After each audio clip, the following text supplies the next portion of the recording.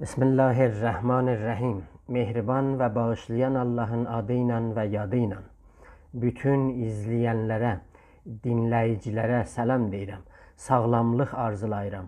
İslamlıq ve tühlüğün 26. hissəsini tanrışünaslıqdan sonra, peyğəmbərşünaslıqdan sonra, insanşünaslıqda 4 bölümdə siz ilə ortalığa qoyub paylaşıram.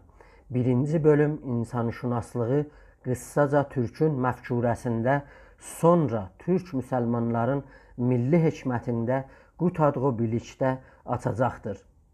İnternetin gücsüz olması məni Instada səs yazmalarına köçürdübdür. Umarım gələn bölümlər görüntü ilə çıxışlar devam etsin. Mevlana demişkən, ta Xudayش باز صاف و خوش کند او که تیره کرد هم صافش کند.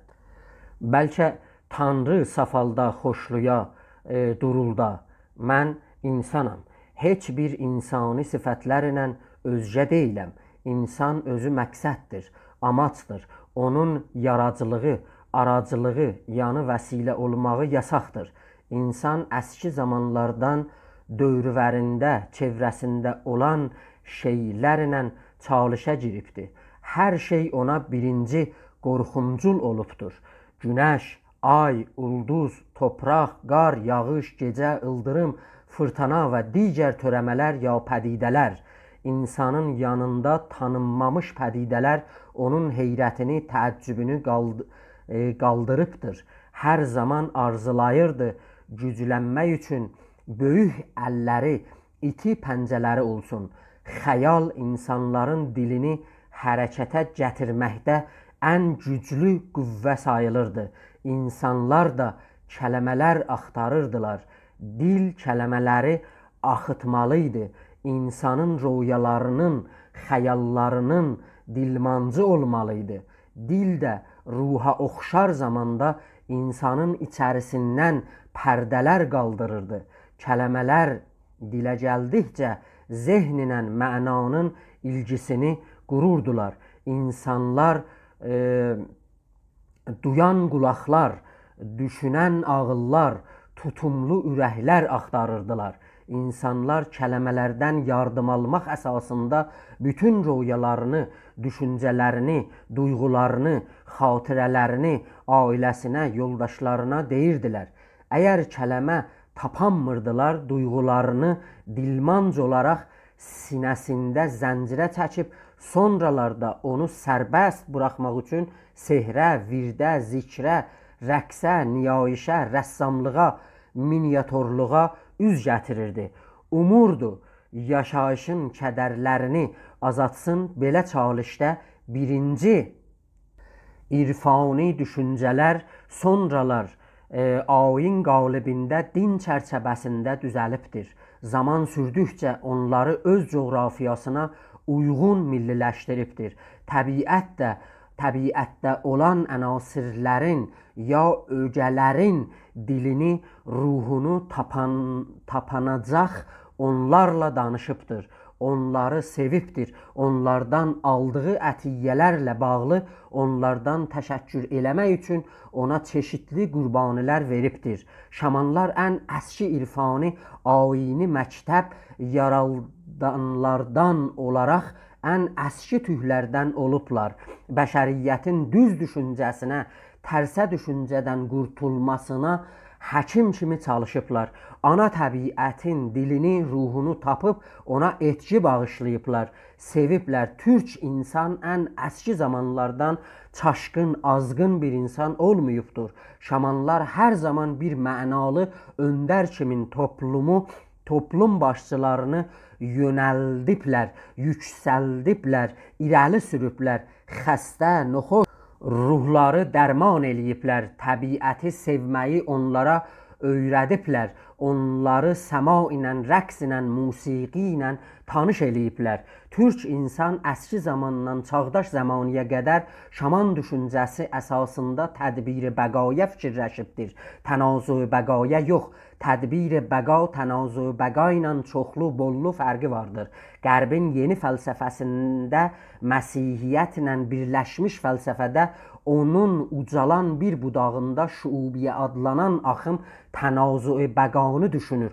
Orada güclü gücsüzü yeməlidir, məhv eləməlidir. Urmanlıq ya meşəlik qanunu hakimdir. Hitler Nəbərdimən kitabında deyirdi, biz indi Almanda güclüyük. Əgər yəhudları kötü bir millət olaraq öldürməsək, sabun kərxanalarında yandırıb əritməsək, gün gələcək milçəklər bizə hökm sürəcəkdir. Tənazu-i bəqada insan həddən artıq yeməyi özgələri gerilikdə, zəiflikdə saxlamağı, onun qanını sormağını özünü qalıcı eləmək üçün bir amaca çevrilir. Deyirlər, bir gün doğuşan heyvanları ormanda yığıb demokrasiyadan, müsavatdan, ədalətdən danışırdı. Şer də ona qulaq asırdı. Qutulandan sonra hamı ona çəpik çaldı. Şer də çəpik çaldı. Sonra doğuşana şer dedi, yaxşı danışdın, amma demədin, mən pəncələrimi kimin qarnına soxacam, kimi yırtacam.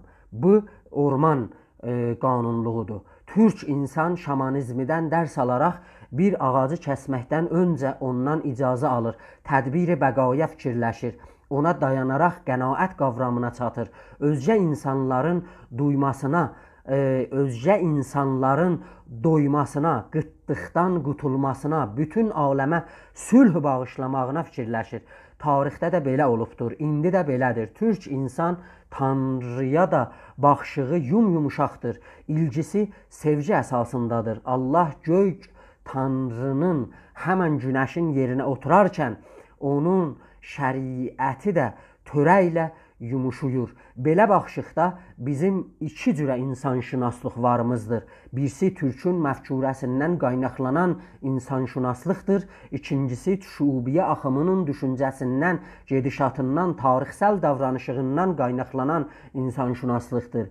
Bir insani var Türk meydana qoyur, bir insani var şuubiyə ortalığa çəkir. Bunların geniş, dərin, görkəmli fərqləri vardır.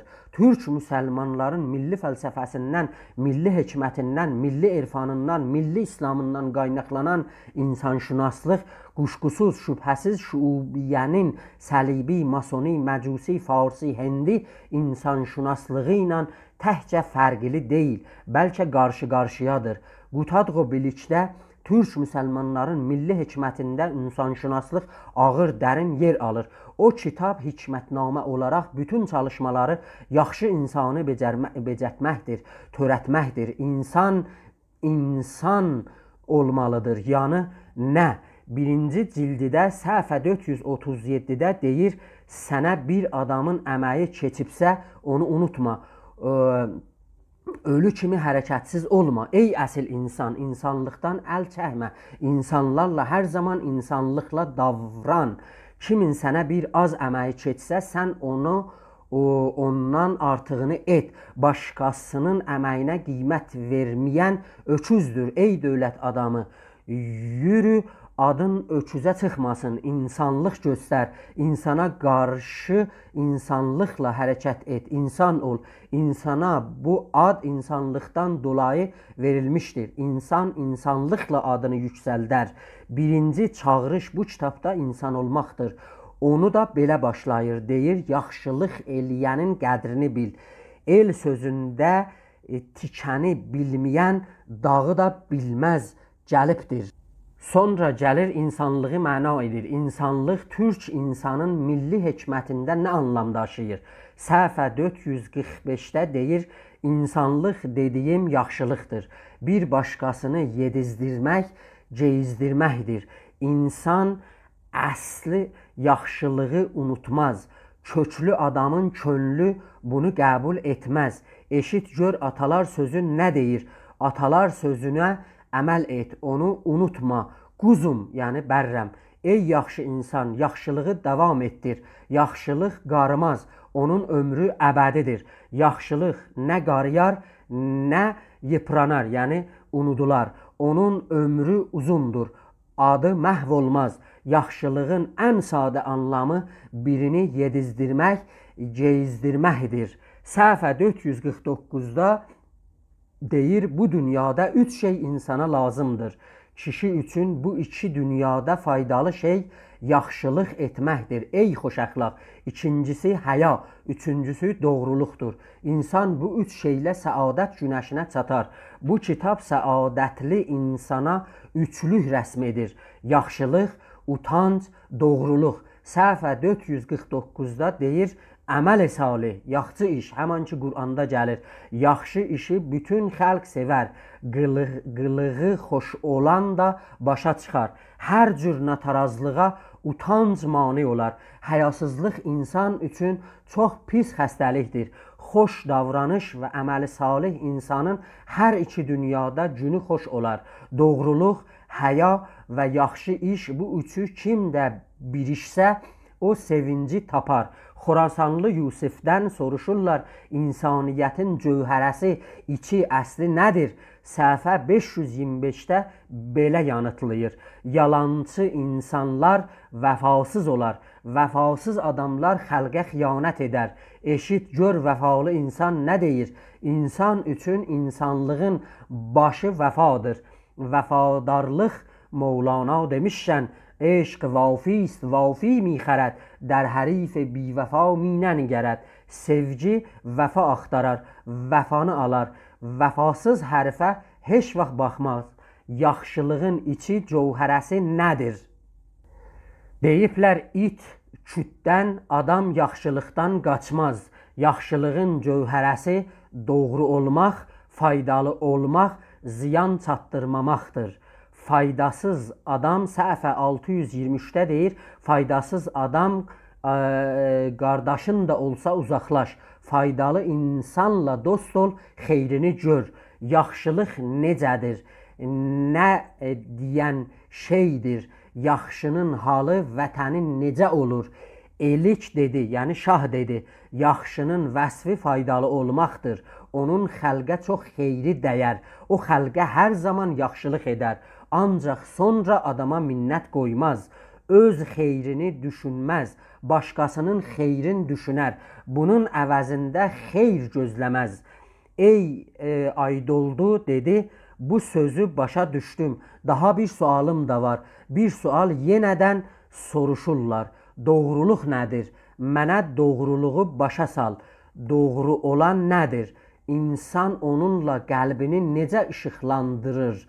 Hansı yola doğruluq yolu deyirlər? Bu doğrunun mahiyyəti nədir? Elik dedi, doğru yəni kişi odur ki, düşündüyü ilə söylədiyi bir olsun. Yəni fikirlə əməl. Onun içi eşiyi kimi, eşiyi də içi kimidir. Doğru, düzgün insan belə olur. İnsan yaxşı düşüncəsi, yaxşı davranışı olmalıdır. İki şey insanı gəriməkdən, qocalmaqdan qurtarır. Birisi yaxşı iş, o birisi də yaxşı sözdür. Bilim, bilgə insandan insanı fərqləşdirir. Qutadğo Biliçin insanşünaslığı gördüyünüz kimi bir insani ortalığa qoyur, xeyirli, yaxşılıq edən, faydalı, vəfalı, birsinə ziyan yetirməyən, doğru düzgün, tədbir-i bəqanı düşünən.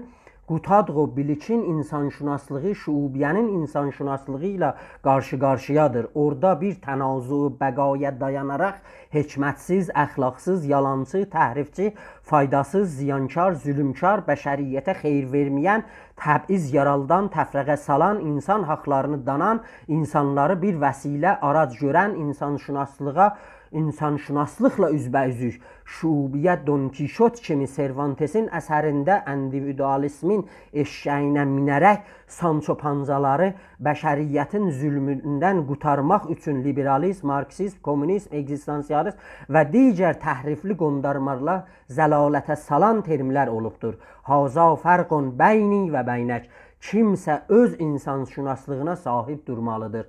El sözümüz də belədir. Adamın öz yarma aşı özgənin pulovundan da yaxşıdır. Sağ olun, gələn görüşə qədər.